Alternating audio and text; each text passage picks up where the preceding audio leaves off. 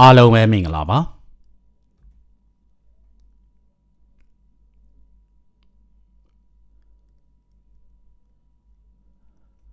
ဒီတင်ငန်းစာမှာတော့တရုတ်စကားပြောအတွေ့ကိုလေ့လာသွားမှာပါဟင်းသီးဟင်းရွက်အသီးအရွက်蔬菜ငါနေတိုင်းအသီးရွက်စားတယ်我每天吃蔬菜我ငါက每天စာနေတိုင်းပေါ့နော်တုတ်တိုးစာအားလုံးလို့ဘာသာပြင်နေပြတော့သူကတော့ adverb တစ်ခုဖြစ်တဲ့ verb ဖြစ်ရှိရတဲ့အထူးပြုဝေးတယ်အဲ့တော့ဒီစကားလုံးသုံးရတာတော့每天ဆိုတာကိုရည်ညွှန်းဖို့အတွက်သုံးတာပေါ့နော်နေတိုင်းဆိုတဲ့ကြောင့်ရက်တိနေ့တွေအများကြီးပဲပေါ့ဒါကြောင့်မို့အားလုံးဆိုရင်ရည်ညွှန်းဖို့အတွက်သုံးတာအဲ့တော့ဒီစကားလုံးကသုံးလဲရတယ်မသုံးလဲရတယ်သုံးလိုက်ရင်တော့နည်းနည်းလေးပိုလေးနဲ့သွားတာပဲရှိတယ်အတိပ္ပယ်တော့အရင်ကြီးမပြောင်းသွားဘူးပေါ့နော်ဒါကြောင့်ကျွန်တော်ထည့်မပြောတော့ဘူးပေါ့ဒါပေမဲ့ထည့်ပြောခြင်းလည်းရအောင်နော်每天都吃ဒါမှမဟုတ်每天吃蔬菜ဟင်းသီးရွက်ပေါ့ဟင်းသီးရွက်ကစားခြင်းခံတာဖြစ်တယ်ဒါကြောင့်မို့စားရဲဆိုတဲ့ verb ဖြစ်တော့မှကံပုံအနေနဲ့သုံးထားတယ်ပေါ့ငါနေတိုင်းအသီးရွက်စားတယ်我每天吃蔬菜我每天吃蔬菜ငါသီးရွက်စားတာအကြိုက်ဆုံးပဲ我最喜欢吃蔬菜我最喜欢吃蔬菜我ငါက最ဆိုတာကအဆုံးပေါ့သူက superlative degree ကိုပြတာ degree အမြင့်ဆုံးပေါ့နော် degree ပြတဲ့ adverb တစ်ခုဖြစ်တယ်ဒါကြောင့်မို့ဒီ verb ဖြစ်ရှိရနေအထူးပြုတယ်ပေါ့အဲ့တော့喜欢စာသဘောကျတယ်ကြိုက်တယ်最喜欢စာအကြိုက်ဆုံးပဲတဲ့吃စားတယ်ဟုတ်ပြီနော်အဲ့တော့စားခြင်းခံတာ蔬菜ဟင်းသီးရွက်အဲ့တော့ဟင်းသီးရွက်စားတယ်ဆိုတော့吃蔬菜အဲ့ဒါကိုကြိုက်တယ်ဆိုတော့喜欢အကြိုက်ဆုံးဆိုတော့最喜欢ငါအသီးရွက်စားတာအကြိုက်ဆုံးပဲ我最喜欢吃蔬菜我最喜欢吃蔬菜မင်းအသီးရွက်စားတာကြိုက်လား你喜不喜欢吃蔬菜你喜不喜欢吃蔬菜你မင်းက喜欢စာသဘောကျတယ်ကြိုက်တယ်不喜欢ဆိုတာမကြိုက်ဘူးအဲ့တော့ဒါကအဟုတ်ပုံစံဖြစ်တယ်喜欢不喜欢စာအငင်းပုံစံဖြစ်တယ်အဲ့တော့အဟုတ်နဲ့အငင်းနဲ့တိုက်ရိုက်တွဲဆက်ခြင်းအပြင်လားဆိုတဲ့မိကုံးပုံစံဖြစ်သွားတယ်အဲ့တော့喜欢不喜欢ကြိုက်လားမကြိုက်လားသဘောကျလားမကြဘူးလားပေါ့အဲ့တော့အဟုတ်ငင်းပုံစံရဲ့ထူးခြားချက်ကတော့အကယ်၍နှစ်တန်ထွက်နေရဆိုရင်အဟုတ်ပုံစံမှာရှစ်စုံတစ်တန်သုံးရလုံလောက်တယ်ဒါကြောင့်မို့喜不喜欢သဘောကျသလားတဲ့吃စာစားတယ်蔬菜စာဟင်းသီးရွက်အဲ့တော့ဟင်းသီးရွက်စားတာကိုကြိုက်ပါသလား你喜不喜欢吃蔬菜你喜不喜欢吃蔬菜ညီမလေးကအသီးရွက်စားတာမကြိုက်ဘူး妹妹不喜欢吃蔬菜妹妹不喜欢吃蔬菜妹妹ညီမလေးကတဲ့喜欢စာကြိုက်တယ်不喜欢မကြိုက်ပါဘူးတဲ့ဘာလို့လဲ吃စာစားတယ်蔬菜စာဟင်းသီးရွက်ဟုတ်ပြီနော်အဲ့တော့အသီးရွက်စားတာကိုကြိုက်တယ်喜欢吃蔬菜မကြိုက်ဘူးဆိုရင်不喜欢吃蔬菜ညီမလေးကအသီးရွက်စားတာမကြိုက်ဘူး妹妹不喜欢吃蔬菜妹妹不喜欢吃蔬菜အဲ့တော့ကျွန်တော်တို့က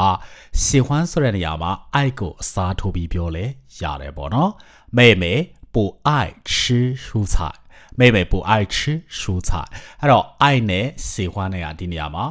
အတိတ်ပဲအတူတူပဲပေါ့သဘောကျတယ်ကြိုက်တယ်နှစ်သက်တယ်ဆိုတဲ့အတိတ်ပဲမျိုးပေါ့နော်အဲ့တော့နံပါတ်5ကိုပြန်ကြည့်ပါအောင်妹妹不喜欢吃蔬菜နံပါတ်6ကိုပြန်ကြည့်ပါ妹妹不爱吃蔬菜妹妹不爱吃蔬菜အမေကညီမလေးကိုအသီးရွက်များများစားခိုင်းတယ်妈妈叫妹妹多吃蔬菜妈妈叫妹妹多吃蔬菜妈妈အမေကကြောက်ဆိုတာခိုင်းတယ်ပေါ့စေခိုင်းတယ်ပေါ့နော်妹妹ညီမလေးကိုခိုင်းပါတယ်တဲ့妈妈叫妹妹ဘာလို့ဖို့လဲဆိုတော့吃စာစားတာအဲ့တော့ဒီနေရာမှာကျွန်တော် adverb လေးတစ်လုံးသုံးထားဗျတော့ကသူက adjective အနေနဲ့လည်းသုံးလို့ရတယ် adverb အနေနဲ့လည်းသုံးလို့ရတယ်ပေါ့နော်ကောင်းပြီအဲ့တော့ဒီမှာကျတော့ verb ဖြစ်ရှိရတယ် adverb ပုံစံမျိုးအထူးပြုထားတာပေါ့များများစားဆိုရင်多吃ဘာလဲ蔬菜ဟင်းသီးရွက်ပေါ့အဲ့တော့多吃蔬菜စာဟင်းသီးရွက်များများစားဖို့ကိုအမေကညီမလေးကိုခိုင်းတယ်ပေါ့妈妈叫妹妹多吃蔬菜妈妈叫妹妹多吃蔬菜。每地月苗苗撒对呢，你应该多吃蔬菜。你应该多吃蔬菜。你咪个應該啥老定嘅噃，大家都 auxiliary verb တစ်ခုဖြစ်တယ်ပေါ့နော်。ကောင်းပြီအဲ့တော့ဒီစကားလုံးကတော့တိုက်တွန်းတာတွေအကြံပေးတာတွေမှာသုံးတယ်ပေါ့နော်။ကောင်းပြီအဲ့တော့ဒီမှာကျတော့多吃စာများများစားပေါ့多吃蔬菜အတီးရွက်များများစားတင်တယ်ဟုတ်ပြီနော်။ဒါကြောင့်မို့應該ဆိုတဲ့စကားလုံးသုံးထားတယ်။你應該多吃蔬菜。你應該多吃蔬菜。အတီးရွက်ကကျန်းမာရေးအတွက်ကောင်းကျိုးရှိတယ်။蔬菜对身体有好处。蔬菜对身体有好处。蔬菜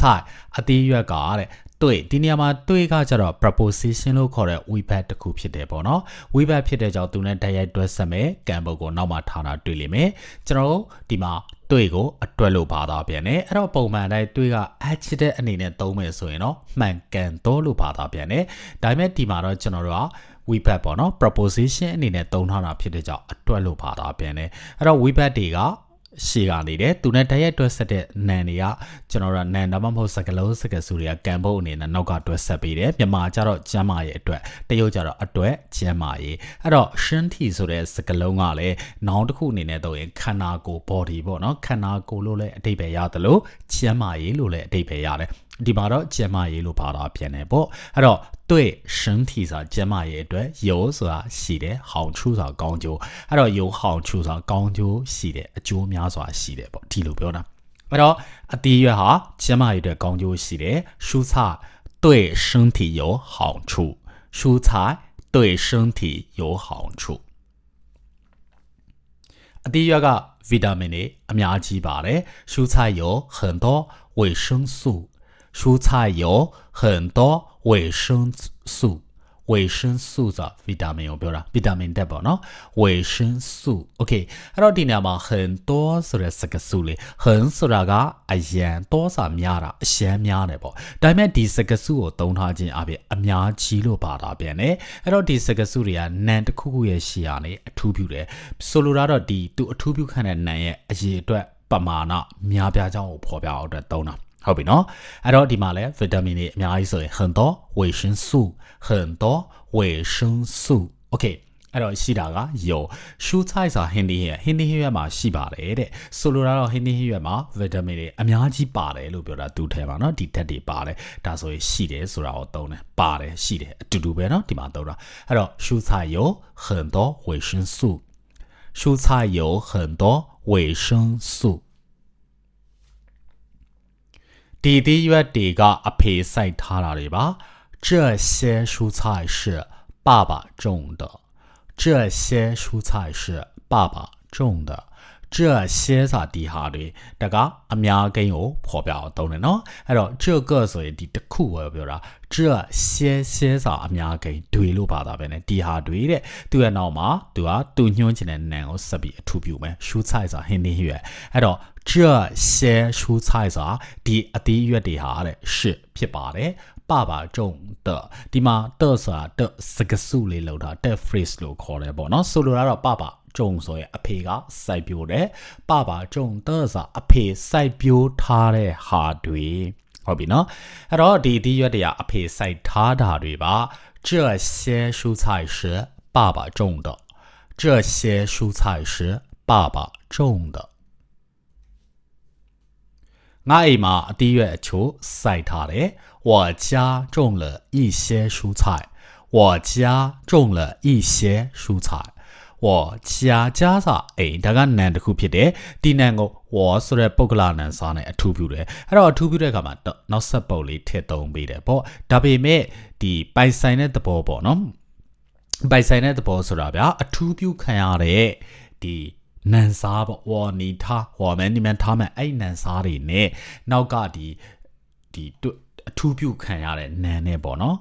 ဆက်ဆက်မှုကဘာဖြစ်နေလဲဆိုအများပိုင်တဲ့နေရာတွေကိုအဲ့လိုဆက်ဆက်မှုသဘောမျိုးဖြစ်နေတဲ့အခါမှာ的ကိုထည့်သုံးစရာမလိုဥမာငါတို့နိုင်ငံဆိုရင်နိုင်ငံကအများနဲ့ဆိုင်တာမလားဒါဆိုရင်我们的国家လို့မပြောဘဲနဲ့我们国家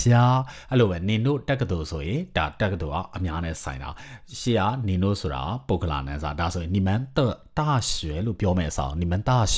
အဲ့လိုပြောတာနော်အဲ့တော့အများပိုင်တဲ့နေရာတွေအများနဲ့သက်ဆိုင်တဲ့နေရာတွေကိုပုဂ္ဂလာနဲ့စားတဲ့အထူးပြုရင်တက်ကထည့်မတုံးလဲရတယ်စကားပြောပုံစံတွေမှာထည့်မတုံးဘူးပေါ့ဗျာဒါကြောင့်မို့我的家လို့မပြောတော့ဘဲနဲ့我家လို့ပြောလို့ရတယ်ကျုံစာစိုက်ပြိုးတဲ့လက်တကတော့အခြေအနေပြောင်းသွားတာဆိုလိုတာကတော့စိုက်ပြိုးထားပြီးသွားပြီပေါ့နော်အဲ့တော့一些蔬菜ဆိုတာအတီးရွက်တွေအဲ့ဒါကိုကျွန်တော်တို့အရေအတွက်ပမာဏပေါ်ပြတယ်一些စာနဲ့အထူးပြုလိုက်တာဒါဆိုအတီးရွက်အချို့ပေါ့နော်一些蔬菜OK အဲ့တော့ငါ့မှာအတီးရွက်အချို့စိုက်ထားတယ်我家种了一些蔬菜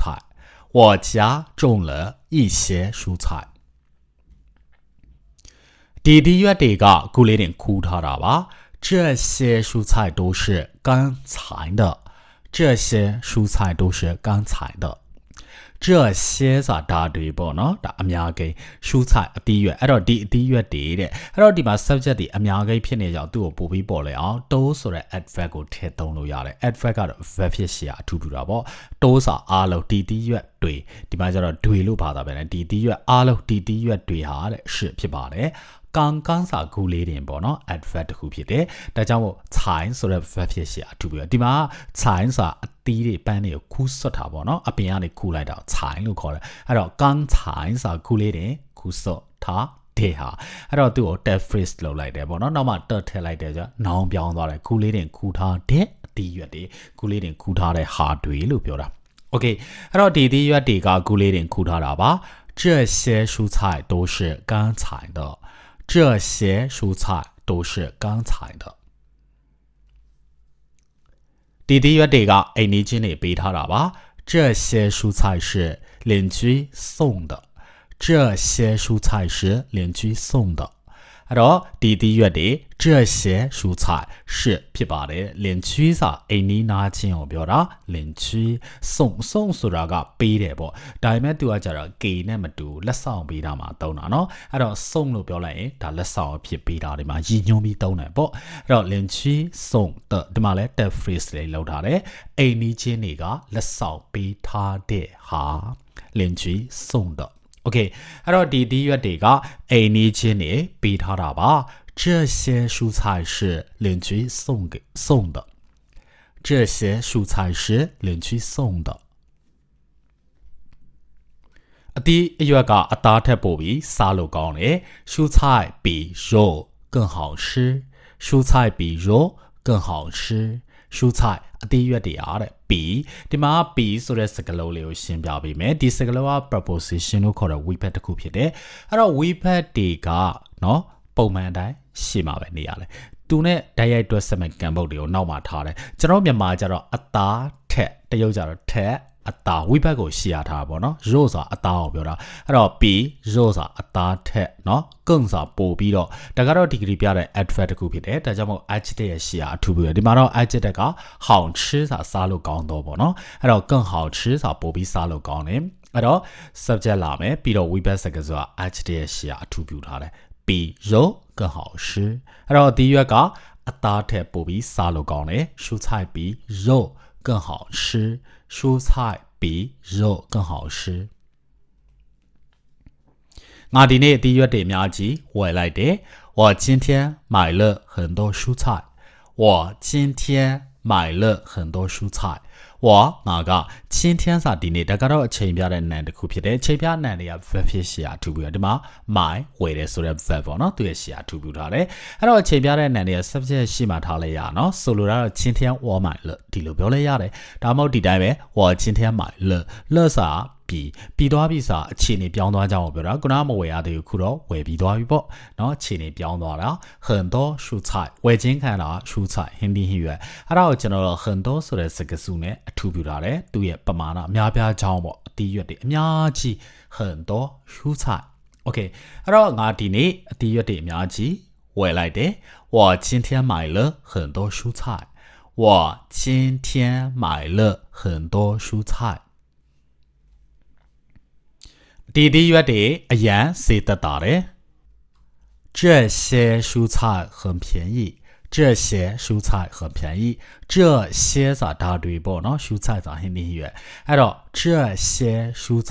ဒီဟင်းသီးရွက်တွေအားတဲ့很စာအရင်ဒါကတော့ degree ပြတဲ့ adverb တစ်ခုဖြစ်တယ်ဒါကြောင့်မို့ adjective ရဲ့ရှေ့ကအထူးပြုပေးထားတာပေါ့အဲ့တော့ဒီမှာ便宜စာဈေးတက်တာဈေးပေါ်တာကိုညွှန်းတာ便宜ဈေးပေါ်တယ်ဈေးတက်တာလေ很အရင်很便宜စာအရင်ဈေးတက်တာပါလေတဲ့အဲ့တော့ဒီရွက်တွေကအရင်ဈေးတက်တာတယ်这些蔬菜很便宜这些蔬菜很便宜ဒီဆိုင်ကအသေးရွက်တွေအရန်လက်ဆက်တယ်这家店的蔬菜很新鲜这家店的蔬菜很新鲜这ဒီဟာပေါ့နော်ကောင်းပြီအဲ့တော့ဒီဘိုင်းလေးကိုအရင်ရှင်းမယ်တင်းစာဆိုင်ကိုပြောတာပေါ့နော်ကျွန်တော်ဈေးရောက်တဲ့ဆိုင်လေးဆိုင်တော်တော်များများအောင်တင်းလို့ရင်ညွှန်းပြီးသုံးတယ်အဲ့တော့ဒီမှာကျတော့ကြားစာလဲဆိုင်လို့ပါတာပဲねဒါပေမဲ့ဒါကတော့ကျွန်တော်ရေတွက်တဲ့ဟာပေါ့နော်ဥပမာစားတော့ဆိုင်တစ်ဆိုင်နှစ်ဆိုင်အဲ့လိုတစ်နှစ်သုံးလေးရဲ့နောက်မှာရေတွက်တဲ့မျိုးပြစကလုံးကြတော့ကြားโอเคအဲ့တော့ကြားဆိုတာကနာအနေနဲ့သုံးတော့အိမ်လို့ဘာသာပြန်နေဗျာနော်ဒါပေမဲ့ဒီမှာဆိုင်တွေကိုတစ်ဆိုင်နှစ်ဆိုင်ရေတွက်ဖို့အတွက်မျိုးပြစလုံးအနေနဲ့သုံးထားတယ်ဒါဆိုတော့ဆိုင်လို့ဘာသာပြန်နေဒါကတော့ no နောက်ပြီးနော်ဒါကဆိုင်ဆိုတဲ့ no ဒါကတစ်ဆိုင်နှစ်ဆိုင်ရေတွက်တဲ့မျိုးပြစကလုံးဒါကြောင့်မို့သူကတင်ချစကလုံးနဲ့တွဲရတယ်နော်အဲ့တော့ဤကြားဆိုတာတစ်ဆိုင်အဲ့တော့တင်ချစကလုံးတွေကရှေ့ရနေတယ်တင်ချမျိုးပြတွေကရှေ့ရနေတယ်အထူးပြုခံတဲ့နံတွေကနောက်ကထားတယ်ဒါကြောင့်မို့ဤကြားတင်မြန်မာလိုကြတော့ဆိုင်တစ်ဆိုင်တရုတ်ကြတစ်ဆိုင်ဆိုင်ဤကြားတင်ကောင်းပြီအဲ့မှကျွန်တော်တို့အညွှန်းနံစာ这တောက်အထူးပြုထားတယ်အဲ့တော့这အညွှန်းနံစားတွေကကြတော့တင်ချစကလုံးရဲ့ရှေ့အထူးဆက်ပြုတယ်အဲ့လိုအထူးပြုတဲ့အခါမှာအညွှန်းနံစားရဲ့နောက်ကအတန်ထွက်တွေကတင်ချစကလုံးတွေတိကနန်းအတန်တွေဖြစ်နေထည့်ဆိုစရာမလိုဆိုတော့这一家လို့မပြောတော့这家店ဒီဆိုင်တစ်ဆိုင်ပြီးတော့ရှူးဆိုင်ဟင်းသီးရွက်ကိုအထူးပြုလိုက်တယ်အဲ့တော့အထူးပြုတဲ့အခါမှာကျွန်တော်တို့ကနောက်ဆက်ပုတ်လေးထည့်တယ်ဒီစကစုနဲ့ဒီနံကိုချိတ်ဆက်ဖို့အတွက်နောက်ဆက်ပုတ်ထည့်တယ်အဲ့တော့ရှေ့ကစကစုကနေရာဖြစ်နေတယ်နေရာဖြစ်နေတဲ့တက်ကိုကျွန်တော်တို့ကဂါလို့ဖာသာပြန်ပေးရတယ်အဲ့တော့ဒီဆိုင်ကအတီးရွက်ဒီဆိုင်တစ်ဆိုင်ကအတီးရွက်这家店的蔬菜这家店的蔬菜很အရန်新鲜စာလက်ဆက်တယ်အရန်လက်ဆက်တယ်ပေါ့很新鲜အဲ့တော့ဒီဆိုင်ကအသေးရွက်တွေဟာအရန်လက်ဆက်တယ်这家店的蔬菜很新鲜这家店的蔬菜很新鲜ဒီနေ့အသေးရွက်ဈေးနည်းနည်းကြီးတယ်今天的蔬菜有点贵今天的蔬菜有点贵今天的蔬菜စာဟင်းသီးရွက်ပေါ့နော်အဲ့တော့ဒီနေ့အတွက်ဟင်းသီးရွက်ဒီနေ့ရဲ့ဟင်းသီးရွက်ပေါ့今天的蔬菜အဲ့တော့ဒီနံကိုအချိန်နဲ့အထူးပြုတယ်ပေါ့နော်အထူးပြုတာဖြစ်ရကျွန်တော်တို့နောက်ဆက်ပုံလေးထည့်ပေးတာဟုတ်ပြီနော်အဲ့တော့今天的蔬菜ဒီနေ့ဟင်းသီးရွက်တရားတဲ့အသီးရွက်တရားကိုယ်စာဈေးကြီးတာအဲ့ဒါကိုကျွန်တော်နည်းနည်းဆိုတဲ့ကရိုးတရာစာကိုသုံးထားတယ်အဲ့တော့ရိုးတရာဆိုတဲ့စကားစုကနည်းနည်းလို့ဘာသာပြန်တယ်အဲ့တော့ဒီစကားစုသုံးထားခြင်းအပြင်ဒီပြောတဲ့သူရဲ့စိတ်ခံစားချက်ဒီပေါ်မှာစိတ်တမ်းမကြဘူးစိတ်ကျဉ်နှံမှုမရှိဘူးဆိုတာကိုဖော်ပြတာအဲ့တော့အသီးရွက်တွေကဘာဖြစ်သွားလဲဈေးတက်သွားတယ်ဈေးကြီးသွားတယ်အဲ့အတွက်သူကစိတ်တမ်းမကြဘူးအဲ့ဒါကိုပေါ်လေအောင်ရိုးတရာလို့သုံးထားတာโอเคเนาะအဲ့တော့နည်းနည်းဈေးကြီးတယ်ရိုးတရာ贵အဲ့တော့ဒီနေ့အသီးရွက်ကဈေးနည်းနည်းကြီးတယ်今天的蔬菜有点贵今天的蔬菜有点贵ငါဒီရွက်3မျိုးဝယ်လိုက်တယ်我买了3种蔬菜我买了3种蔬菜我ငါကမိုင်းစာဝယ်တယ်ငါဝယ်ပါလေတဲ့我买ဟုတ်ပြီနော်ကောက်ပြီအဲ့တော့ဒီမှာဝယ်ချင်းခံတဲ့ဟာ蔬菜အဲ့တော့蔬菜ဆိုတာကိုကျွန်တော်တို့က3မျိုးစာနဲ့အထူးပြုထားတယ်တင်ချာမျိုးပြစမ်းစာ3ဂျုံစာအမျိုးအစားဟုတ်ပြီနော်အဲ့တော့ဒီစလုံးလေးကိုသတိထားမိလိမ့်မယ်ဟိုတရုတ်စာရေးတတ်တဲ့ပုံကိုယ်တွေပေါ့နော်ရေးတတ်ဖတ်တတ်တဲ့ပုံကိုယ်တွေကဒီစလုံးလေးကိုကြည့်ကျွန်တော်ရှေ့မှာစာကြောင်းနေမှာပါတယ်ဟိုမှာအတီးရွက်ကအဖေကစိုက်ထားတယ်ဘာညာဆိုအဲ့ဒါဒီတရုတ်စလုံးပဲသူကအတန်2မျိုးထွက်တယ်ကြုံလို့ထွက်တယ်ဂျုံလို့ထွက်တယ်အခုကျွန်တော်3တန်မြောက်ဂျုံလို့ထွက်လို့ရှိရင်ဒါကအမျိုးအစားဆိုတာကိုဖော်ပြတာအကယ်၍4တန်မြောက်ကြုံလို့ထွက်လို့ရှိရင်သူကစိုက်ပြိုးတယ်ဆိုတော့ verb အနေနဲ့သုံးတာဟုတ်ပြီနော်တရုတ်စလုံးကဒီစလုံးပဲအတန်2မျိုးထွက်နေရအမျိုးအစားလို့ပြောချင်ဂျုံစိုက်ပြိုးတယ်ဆိုရင်ကြုံဒါလေးသတိထားနော်ကောင်းပြီအဲ့တော့စမ်းကြုံစာ3မျိုးစမ်းကြုံရှူးဆိုင်စာအသီးရွက်3မျိုးအဲ့တော့ verb ရဲ့နောက်ကကံပုတ်အစိပ်ပိုင်းပေါ့ဝယ်ချင်းခံတဲ့ကံပုတ်အစိပ်ပိုင်းကံပုတ်အစိပ်ပိုင်းဒီတစ်နှစ်သုံးရဲ့အရေးအတွက်တွေပါနေဆိုလက်ကို verb နောက်မှာကတ်ထားရတယ်ပုံမှန်တိုင်းဆိုသူကနောက်ဆုံးမှထားလို့ရအောင်နော်ဥပမာ my ရှူ菜了ဒါပေမဲ့ဒီမှာကတင်ချစကလုံးတစ်နှစ်သုံးတွေပါနေတော့နောက်မှာထားလို့မရဘူး verb ရဲ့နောက်မှာကတ်ထားရတယ်买了3种蔬菜ငါတည့်ရ3မျိုးဝယ်လိုက်တယ်我买了3种蔬菜我买了3种蔬菜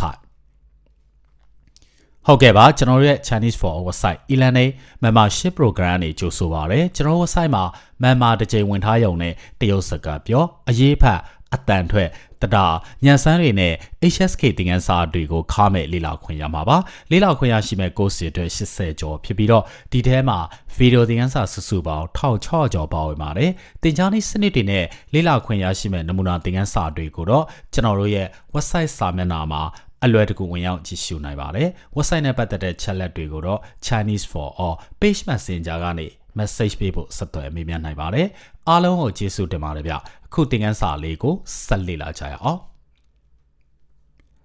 အသီးရွက်တွေကိုရေခဲတစ်တာထဲမှာထည့်လိုက်ပါ把蔬菜放进冰箱里吧把蔬菜放进冰箱里吧把ဆိုတာဝိဘတ်အနေနဲ့တော့ကိုလို့ပါတာပဲเนาะရှူချိုက်ဟင်းနေဟရွယ်အဲ့တော့တရုတ်ဘာသာစကားမှာဝိဘတ်တွေကအမြဲတမ်းရှိရနေတယ်သူနဲ့တရက်အတွက်ဆက်မဲ့ကံပုတ်တွေကိုနောက်ကထားတယ်မြန်မာလိုကြအသီးရွက်တွေ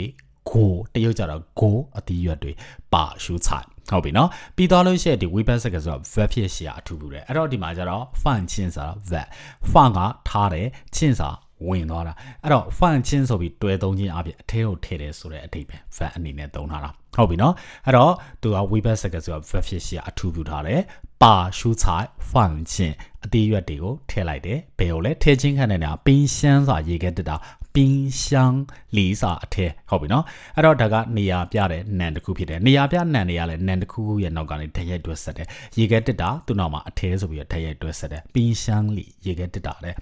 ပါဒါကတော့ဝါချာနောက်ဆက်ပုတ်လေးတစ်ခုဖြစ်တယ်ပါပေါ်နော်ကြားဆိုစသဖြင့်သုံးတယ်သူကတိုက်တွန်းတာလေးအကြံပြုတာလေးတောင်းဆိုတာလေးတို့ဖော်ပြအောင်သုံးတယ်ပေါ့โอเคအဲ့တော့ဒီရွက်တွေကိုရေခဲတက်တာထဲမှာထည့်လိုက်ပါပါ蔬菜放进冰箱里吧把蔬菜放进冰箱里吧ငါမေကိုအတီးရွက်ကူဆေးပေးတယ်我帮妈妈洗蔬菜我帮妈妈洗蔬菜我ငါက帮助စာကူညီတာပေါ့နော်အဲ့တော့သူကအတန်နှစ်တန်ထွက်တယ်ဗျဒီ verb ကလေ帮助သို့မဟုတ်帮တတန်နဲ့လည်းပြောလို့ရတယ်နော်ဟိုမှာ我帮妈妈ဆိုရင်ကအမေကိုကူညီရဲသို့မဟုတ်我帮助妈妈နှမျိုးလုံးသုံးလို့ရတယ်ဒါပေမဲ့တခုသတိထားမှာကကူညီခြင်းခံတဲ့လှုပ်ဆော့ချက်ပြတဲ့ verb တခုနောက်မှာတွဲဆက်ပြီးပါနေပြီဒီမှာဆိုရင်ကူညီတာဘာလို့ဖို့ကူညီလဲစေကြောဖို့အတွက်ကူညီတာဒီလိုမျိုးလှုပ်ဆော့ချက် verb တခုပါနေပြီဆိုရင်帮助လို့ပြောလို့အဆင်မပြေတော့ဘူးဆိုလိုတာတော့我帮助妈妈洗လို့မပြော我帮妈妈洗အဲ့တော့ဒီမှာအတန်ကတတန်ပဲပါလို့ပြောင်းပြောရလဲနောက်မှာနောက်ထပ်လှုပ်ဆော့ချက်ပြတဲ့ verb တခုပါနေလို့ဟုတ်ပြီနော်ဒါဆိုရင်နှစ်တန်မထွက်တော့နဲ့ပန်းတတန်ပဲပြောပေါ့အဲ့တော့ရှီဆိုတာစေကြောတာစေချင်းခံတာပါလေရှူးချိုက်အတီးရွက်တွေအဲ့တော့ရှီရှူးချိုက်ဆိုရင်အတီးရွက်တွေကိုစေကြောတယ်ပေါ့အဲ့ဒါကိုငါကအမေကိုကူညီတယ်โอเคအဲ့တော့ငါအမေကိုအတီးရွက်ကူဆေးပေးတယ်我帮妈妈洗蔬菜我帮妈妈洗蔬菜အတီးရွက်တွေဒီအတီးရွက်တွေကတစ်ချိန်ထပ်ဆေးဖို့လိုတယ်这些蔬菜需要再洗一次这些蔬菜需要再洗一次这些ဆိုတာတွေပေါ့နော်ဒီဟာတွေ蔬菜ဆိုတာအတီးရွက်အဲ့တော့ဒီမှာအများကိန်းပြထားတယ်ပေါ့နော်ဒီအတီးရွက်တွေဟာတဲ့这些蔬菜需要ဆိုတာလိုအပ်တယ်လိုအပ်ချင်းခံတဲ့အကြောင်းအရာတွေကဒီအစိပ်ပိုင်းကိုသုံးထားတယ်ပေါ့နော်ဒီစကားစုကိုဘာလို့ဖို့လဲ在ဆိုတာနောက်ထပ် adverb တခုဖြစ်တယ်ဒါကြောင့်မို့စေကြောတယ်ဆိုတော့ verb ဖြစ်ရှာအထူးပဲ在洗ထပ်ပြီးတော့စေကြောတယ်တဲ့在洗一次စာတစ်ချိန်အဲ့တော့ဒီမှာ e ဆိုတာတင်ချစကလုံးဖြစ်တယ်次စာမျိုးပြစကလုံးဒါပေမဲ့ဒီမှာကျတော့ e 次စာ frequency လို့ခေါ်တဲ့ချိန်နှုန်းကိုဖော်ပြတဲ့မျိုးပြဖြစ်တယ်အဲ့တော့ချိန်နှုန်းဖော်ပြတဲ့မျိုးပြတွေနဲ့ဒီတင်ချစကလုံးတွေနဲ့တွဲထားပြီဆိုလို့ရှိရင်ဒါက complementary လို့ခေါ်တဲ့ဖြစ်စွပ်ပုတ်အနေနဲ့သုံးတယ်ဖြစ်စွပ်ပုတ်ရဲ့သဘောဒီ verb ရဲ့နောက်မှာပဲသုံးပြရတယ်ဒါကြောင့်မို့ကျွန်တော်一次洗လို့ပြောလို့မရအောင်洗一次လို့ပဲသုံးရတယ်ဟုတ်ပြီနော်အဲ့တော့ချိန်နှုန်းပြနေဆိုရင် verb ရဲ့နောက်မှာပဲသုံးပြရပါတယ်ဒါကြောင့်မို့洗一次ဟုတ်ပြီနော် adverb ကတော့ verb ရဲ့ရှိရ再洗一次တစ်ချိန်ထပ်စေတယ်အဲ့ဒီစကားစုကြီးဒီဗာလဲလိုအပ်ချင်းခံတဲ့အကြောင်းအရာဖော်ပြတာဒါကြောင့်မို့需要ဆိုတဲ့ verb ရဲ့နောက်မှာကံပုတ်အနေနဲ့သုံးထားတယ်ပေါ့OK， အဲ့တော့ဒီရွက်တွေကတစ်ချိန်ထပ်စီးဖို့လိုတယ်။这些蔬菜需要再洗一次。这些蔬菜需要再洗一次。我啲ရွက်တွေကိုပြောင်းအောင်ဆေးလိုက်ပြီး我把蔬菜洗干净了。我把蔬菜洗干净了。我ငါကပါစရာကိုပေါ့ဒါဝိဘတ်ပေါ့နော်အဲ့တော့ဝိဘတ်ကရှေ့ရနေတယ်သူနဲ့တွဲဆက်မဲ့ကံပုတ်ကိုနောက်ကထားရှု菜ဟင်းသီးရွက်ပါရှု菜ဟင်းသီးဟင်းရွက်တွေကိုဟုတ်ပြီနော်ပါလို့လဲရှီစာစေးတယ်အဲ့တော့ဝိဘတ်စကားစုက verb ဖြစ်ရှေ့အထူးပြီးနော်ဟင်းသီးရွက်တွေကိုစေးတယ်ပါရှု菜ရှီအဲ့တော့စေးတာရဲ့နောက်မှာကန်းချင်းတန်ရှင်းသောဆိုတဲ့ adjective ကိုတွဲထားတယ်အဲ့တော့ဒီ verb ရဲ့နောက်မှာတွဲဆက်ထားတဲ့ adjective ကဖြစ်စွပ်ပုတ်အနေနဲ့သုံးထားတာအတိအကျပြောရင်တော့ရလက်ဖြစ်စွပ်ပုတ်လို့ခေါ်တယ်စေးလိုက်တဲ့တော့ဘာဖြစ်သွားလဲတန်ရှင်းသွားတယ်တန်ရှင်းသွားမြန်မာလိုဆိုပြောင်းသွားတယ်ပေါ့စင်သွားပြောင်းသွားတယ်စင်ကျဲသွားတယ်ပေါ့ဟုတ်ပြီအဲ့တော့ရှီကန်းချင်းအဲ့တော့ရလက်ဖြစ်သွားပြီဆိုရင်အခြေအနေကပြောင်းသွားပြီအစတော့ဟင်းသီးရွက်တွေကညစ်ပတ်နေတယ်အခုတော့တန်ရှင်းသွားပြီအဲ့တော့အခြေအနေပြောင်းသွားတာဖြစ်ကြောင်းနောက်ဆက်ပုတ်乐စာလေးကိုထည့်သုံးပေးရတယ်အဲ့တော့ရှီကန်းချင်း乐ဆိုရင်စေးလို့ပြောင်းသွားပြီပေါ့ဟုတ်ပြီနော်အဲ့တော့ပါကဘာလို့သုံးတာလဲပြောင်းလဲမှုကိုဖော်ပြအောင်အတွက်သုံးတာဒီမှာအခြေအနေပြောင်းသွားတယ်ညစ်ပတ်နေတဲ့ဟင်းသီးရွက်တွေဒီတန်ရှင်းသွားတဲ့အခြေအနေကိုပြောင်းသွားတယ်အခြေအနေကိုဖော်ပြအောင်အတွက်ပါအောင်လဲကျွန်တော်တို့သုံးလေးရှိတယ်โอเคအဲ့တော့ငါအသီးရွက်တွေကိုပြောင်းအောင်ဆေးလိုက်ပြီး我把蔬菜洗干净了我把蔬菜洗干净了အမကဒီရွက်တွေလှီးနေတယ်姐姐在切蔬菜姐姐在切蔬菜姐姐အမကဒီမှာ正在ဆို adverb တစ်ခုဖြစ်တယ်တစုံတစ်ခုကိုလုံနေတယ်လုံနေဆဲဆိုတဲ့အခြေအနေတစ်ရက်ထဲမှာရှိနေကြောင်းကိုဖော်ပြအောင်အတွက်သုံးတယ်切စာလှီးတယ်ဟုတ်ပြီနော်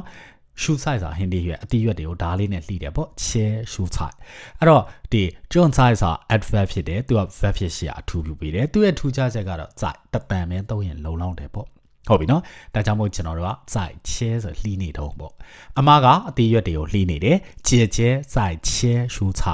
姐姐在切蔬菜အဖွားက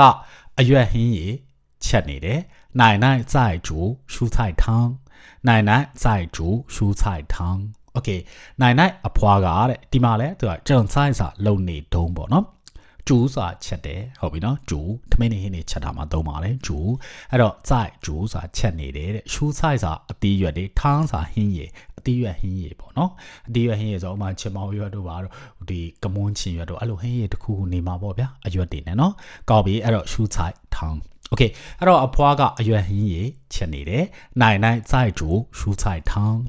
奶奶在煮蔬菜汤အမေချက်တဲ့အသီးရွက်တွေကအရန်စားလို့ကောင်းတယ်妈妈煮的蔬菜很好吃妈妈煮的蔬菜很好吃妈妈အမေ煮စာချက်ပြုတ်တာကောင်းပြီအဲ့တော့အမေကချက်တယ်တဲ့ဒီစကားစုနဲ့အသီးရွက်ဆိုတဲ့နာမ်ကိုအထူးပြုတော့မယ်အဲ့တော့ဘာထည့်ပြီလဲတော့ဒီမှာကသူက verb ရဲ့နောက်မှာကတ်နေတဲ့တော့ကိုဒဲလို့ပါသားပြန်တယ်အမေချက်တဲ့အသီးရွက်妈妈煮的蔬菜အမေချက်တဲ့အသီးရွက်妈妈煮的蔬菜ဒီတတွဲလောက subject အနေနဲ့သုံးတယ်ဘာဖြစ်လဲ好吃 adjective စားလို့ကောင်းတယ် adjective ဖြစ်တဲ့ရောက်ရှိမှကျွန်တော် adverb လေးသုံးပေးထားတယ်ပေါ့အရန်စားလို့ကောင်းတယ်很好吃 okay အဲ့တော့အမေချက်တဲ့အသီးရွက်တွေကအရန်စားလို့ကောင်းတယ်妈妈煮的蔬菜很好吃妈妈煮的蔬菜很好吃အသီးရွက်နဲ့အသားတွေကိုရောကြော်လိုက်ပါ把蔬菜和肉一起炒吧把蔬菜和肉一起炒吧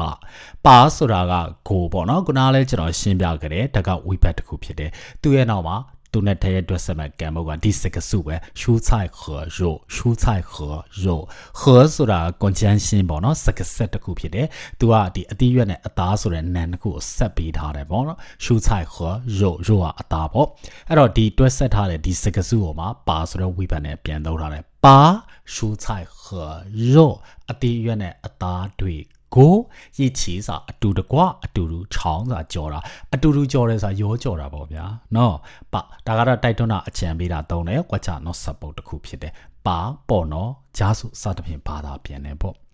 အဲ့တော့ဒီရွက်နဲ့အသားတွေကိုရောကြော်လိုက်ပါ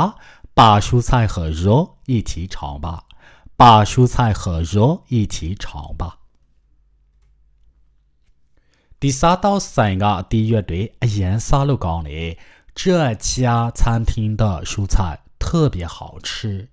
这家餐厅的蔬菜特别好吃。ကောင်းပြီအဲ့တော့餐厅ဆိုတာစားတော့ဆိုင်ပြောနော် restaurant စားတော့ဆိုင်ကို餐厅လို့ခေါ်တယ်အဲ့တော့စားတော့ဆိုင်တွေကိုလည်းကျွန်တော်တို့တစ်ဆိုင်နှစ်ဆိုင်ရေးတွက်ရင်ကြားဆိုတဲ့မျိုးပြစလုံးသုံးတယ်ကျောင်းရှိမှရှင်းပြခဲ့တယ်နော်ဆိုင်တွေကိုရေးတွက်တဲ့မျိုးပြစလုံးကကြားဒီစကလုံးကနန်အနေနဲ့သုံးတော့အိမ်လို့ဘာသာပြန်တယ်ဒါပေမဲ့တင်ချာစကလုံးတစ်နှစ်သုံးလေးတွေနောက်မှာမျိုးပြအနေနဲ့သုံးရင်တစ်ဆိုင်နှစ်ဆိုင်စားတဲ့ပြင်ဘာသာပြန်တယ်ပေါ့အဲ့တော့ဤကြားစာတစ်ဆိုင်一家餐厅是啥到啥的啥，这阿牛南啥呢？图表嘞，阿牛南啥的个，定下是个老也写啊图十表嘞，都系图家这个咯，那个定下是个老啊碟片呢，贴没表咯，大家冇这家餐厅第啥到啥的啥，然第啥到啥啊，蔬菜是嘞难个图表嘞，喏，第hindi月是嘞难，但是那什么得特别啊嘞，写啊是个数的你啊片呢叫点嘛，加路巴达边嘞，然第定啥嘛，底下哩地他几表表得个巴达边那里，面还对里面加路巴达边呢，带路巴达边呢，耶路巴达边呢，地下路巴达边的嘛。都能不得的把它变哪里的对他记喏，地定什么名一把呢？好，然后第三道三个第一这家餐厅的蔬菜好吃，啥都讲嘞。还嘛讲到颜色啦，特别所谓的了，特别是颜色是那不灵那的土的片不喏。土的来不，土的片不 ，sorry， 土的来了不啦 ，especially 不，土的来，老话 special 讲哪边，阿拉包什么喏 ，special 讲了，特别好吃，咸啥都讲了，好比喏，然后第三道菜个第一对咸啥都讲嘞，这家餐厅的蔬菜特别好吃，这家餐厅的蔬菜特别好吃，第一波个。အတီးရွက်အရှမ်းများလဲဆိုလိုတာဗျာဟင်းတစ်ခွက်လာချပြီးတယ်ကြည့်လိုက်တော့ဟင်းထဲမှာအတီးရွက်တွေအရှမ်းများနေတယ်ဒီလိုပြောတာအတီးရွက်များတဲ့ဟင်းပေါ့နော်အဲ့တော့这道菜有很多蔬菜这道菜有很多蔬菜这道菜有很多蔬菜 OK အဲ့တော့菜စာဟင်းကိုပြောတာနော်ဟင်းပွဲတွေကိုဟင်းလျာတွေကို菜လို့ပြောတယ်အဲ့တော့ဟင်းတွေကိုကျွန်တော်တပွဲနှစ်ပွဲရည်တွက်တဲ့ကမျိုးပြစလို့ကတောက်ဟုတ်ပြီနော်တောက်စာဒီတရုတ်စာဖတ်တတ်တဲ့ပုံကိုယ်တွေတည်တယ်ကြီးတောက်လေတည်တယ်ဆိုတဲ့စလုံးရဲ့တောက်ပဲသူကမျိုးပြအနေနဲ့သုံးတယ်အကယ်၍တောက်လို့မပြောနဲ့ကဲ့လို့ပြောလဲရနော်ရီကချိုက်လို့ပြောလဲဘာမှမဖြစ်ဘူးရီတောက်ချိုက်လို့ပြောလဲရတယ်โอเคကောင်းပြီအဲ့တော့တောက်ဆိုတာဟင်းပွဲတွေကိုတစ်ပွဲနှစ်ပွဲယူတတ်တာအဲ့တော့ရီတောက်ချိုက်ဆိုရင်ဟင်းပွဲတစ်ပွဲပေါ့အညွန့်နဲ့စာကျနဲ့အထူးဆက်ပြူတယ်ဒါဆိုရင်သူ့ရဲ့နောက်ကတိကနန်ကထည့်ဆိုစရာမလိုတော့ကျတောက်ချိုက်ဒီဟင်းပွဲမှာလေ有啥ရှိပါတယ်တဲ့ဟင်းပွဲထဲမှာဗာလေးရှိလဲ很多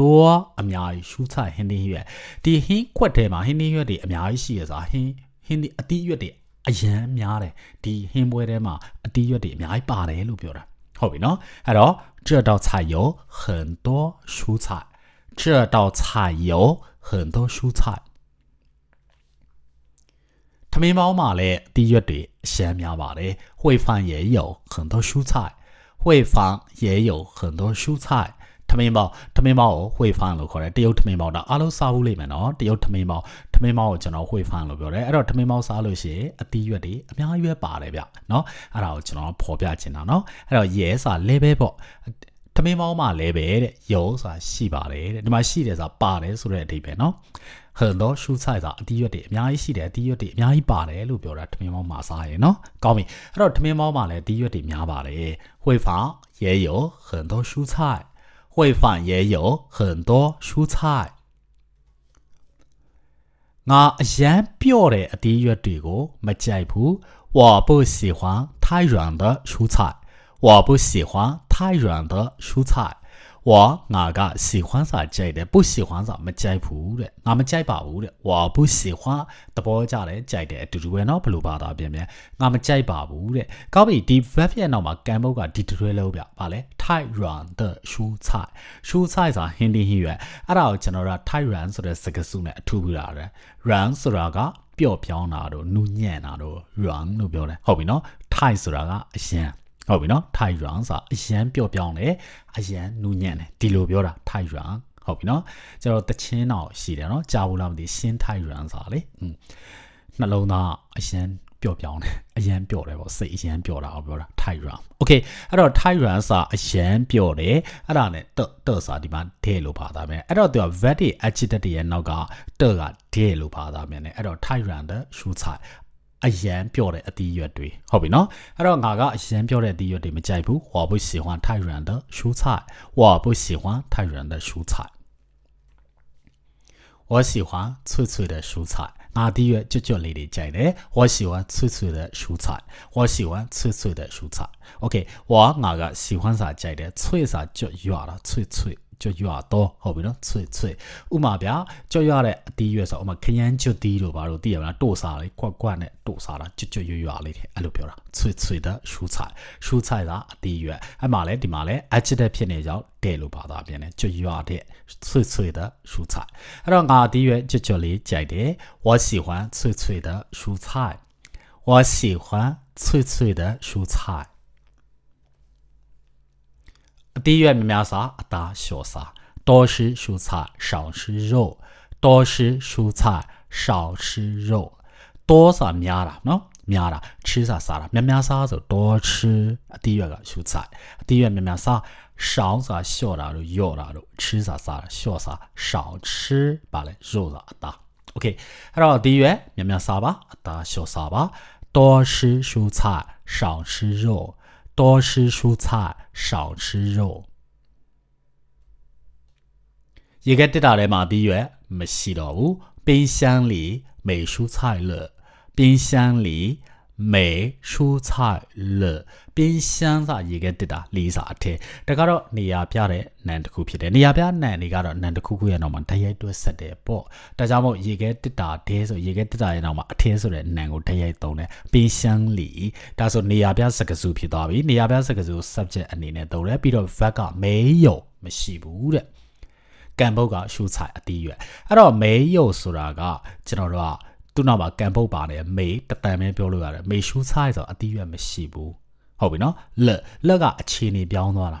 ဘယ်လိုပြောင်းသွားတာလဲအကယ်၍ကျွန်တော်လက်မပါလို့ရှိရင်ဥမာမေရှူ菜ဆိုအတီးရွက်မရှိဘူးဆိုတာအစကတည်းကမရှိတာအကယ်၍မေရှူ菜လက်အတီးရွက်မရှိတော့ဘူးဆိုတာခုနကလေးတွေရှိတယ်အခုတော့ကြော်လို့ချက်ပြုတ်စားလိုက်လို့ကုန်သွားပြီခုနကရှိတယ်အခုမရှိတော့ဒါအခြေအနေပြောင်းတာမတူဘူးနော်အစတည်းကမရှိတာ ਨੇ ခုနကရှိပြီးတော့အခုမရှိဘူးဆိုရင်လက်လို့ပြောင်းပြောတယ်ဒါလေးပို့ပြီးတော့ထည့်ပြောတယ်တော့ပေါ့လားအဲ့တော့မေရှူ菜没有蔬菜ဒါမှမဟုတ်没蔬菜了没有蔬菜了ဒါ